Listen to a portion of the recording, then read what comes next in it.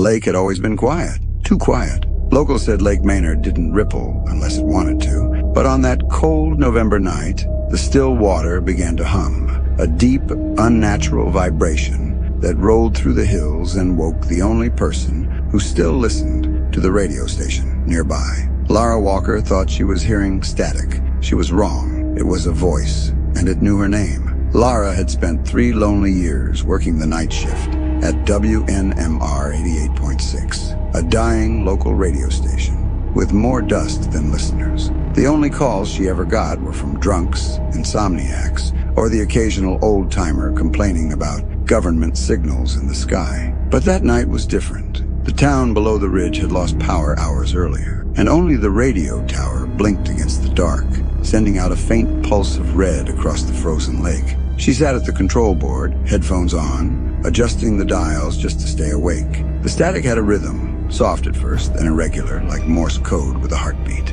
She frowned. Strange interference, she muttered into her recorder. Then came the whisper. Lara, can you hear me? Her hands froze. The voice wasn't coming from any known frequency. It wasn't even routed through the station. It was just there, bleeding through the static like a dream caught between signals. Lara's skin prickled. The voice repeated, slower this time, closer.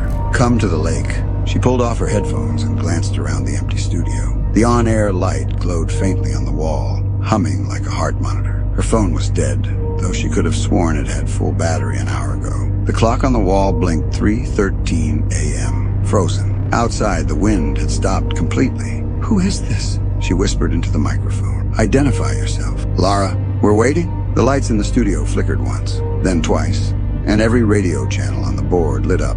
All of them broadcasting the same whisper, echoing her name from every corner of the station. That was when she smelled it. Wet earth, lake water, inside the room. The sound grew sharper, pulsing through the speakers like sonar. And beneath it, something else. The faint creaking of wood, like a dock swaying under invisible footsteps. The voice deepened. Come before the tide turns. The signal wasn't from the tower. It was coming from beneath the lake. Within minutes, Lara was in her car, headlights cutting through mist as she followed the dirt road down towards the frozen shore. The night pressed close. The kind of cold that doesn't just touch you, it enters you. Her radio hissed with that same voice, louder now. No matter how many times she turned the knob to off, the lake came into view. A perfect mirror of black glass, no wind, no ripples, just the reflection of the red beacon from the station tower, blinking like a heartbeat across its surface. Lara stepped out, breath fogging the air. The voice was louder now, vibrating in her bones.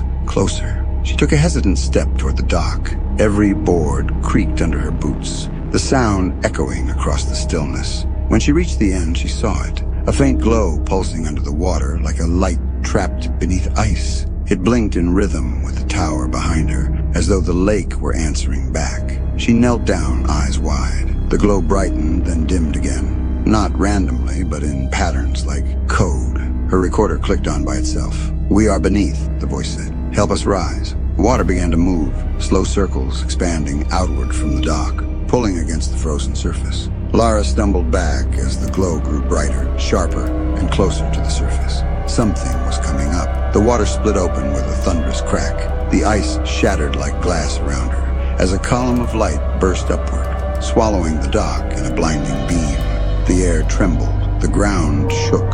Through the brilliance, she could make out figures, tall, thin silhouettes suspended inside the light, shifting as though they were made of vapor and bone. Their forms flickered like projections caught between worlds. She screamed, but no sound left her throat. The light pulsed once more, and she felt it, inside her head this time. Lara opened the door. Her mind flooded with sound, memories, voices, signals she didn't recognize but somehow understood.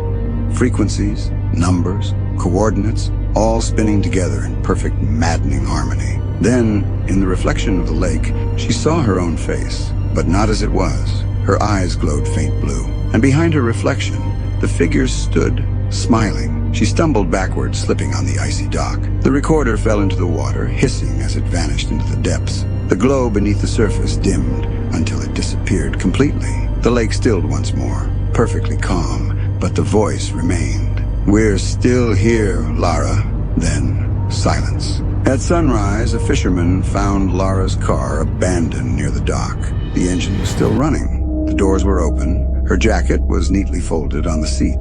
The radio inside was on, volume low, transmitting a faint static. Every few seconds, the static broke. Lara. The fisherman didn't stick around. He said later it felt like the lake was listening. Within days, the story spread through Lake Maynard. How the woman from the radio had vanished. How her last broadcast still played late at night on certain frequencies no one claimed to own. Those who stayed up past midnight swore they could still hear it. A hum beneath the static. A voice, faint but patient, calling from somewhere far below. If you ever hear that low hum on your radio, don't turn it off. Listen carefully, because some signals never stop broadcasting. They just wait for someone new to answer. If you've ever heard something strange on the airwaves, leave a comment below and subscribe to Haunted Minute before the signal finds you first.